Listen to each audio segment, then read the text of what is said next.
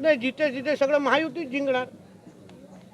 जिथे निकाल लागेल महायुती जिंकणार. का महाविकास आघाडी आम्ही औषधासाठी ठेवली नाही का हो साहेब?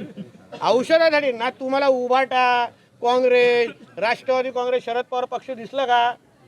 दिसला ना तुमच्या टी व्हीवर? शिवसेना किंवा भाजप, बस. मग तुम्ही त्याची रॉयल्टी आम्हाला दिली नाही अजून 15 दिवसाची. मग एवढं तुम्हाला मी ट्री हाऊस विहाऊस दाखवतो, तुमचे चॅनल आम्ही चालवतो दोन्ही पक्ष, पण तुम्ही आमची काळजी घेत नाही. शिवसेना भाजपच्या एकामेकाच्या विरोधात लढल्या. अहो, आम्ही मैत्रीपूर्ण लढणारे लोक आहोत, प्रगल्भ लोक आहोत. आज दिसलो की नाही, एका जीपमध्ये आलो की नाही इथे, ते मी टपावर बसलो लोक वेगळं.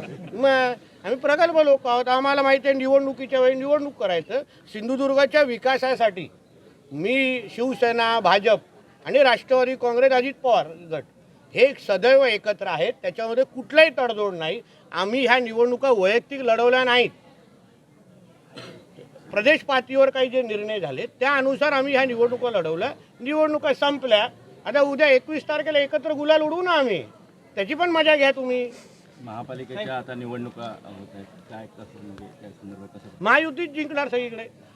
सगळीकडे महापालिकेवर तुम्हाला हिंदुत्व विचाराचा महापौर दिसणार. जिथे जिथे महापालिका आहे सगळीकडे हिंदुत्वाच्या विचाराचा भगवादारी महापौर बसलेला दिसेल. कणकवलीमध्ये तुमच्या विरोधात सगळे पक्ष एकत्र आले होते. उद्या मतमोजणी होते, विरोधकांना धूळ चारणार. ते आता मी बोलू का? नाही नाही, ते लोक जिंकणार असे उत्तराची अपेक्षा आहे का? कणकवलीची जनता ही नेहमी सन्मान्य राणे साहेबांबरोबर आणि भारतीय जनता पक्षाचा बालेकिल्ला हा कणकवली असल्यामुळे मला विश्वास आहे जनता उद्या आम्हाला आशीर्वाद देईल.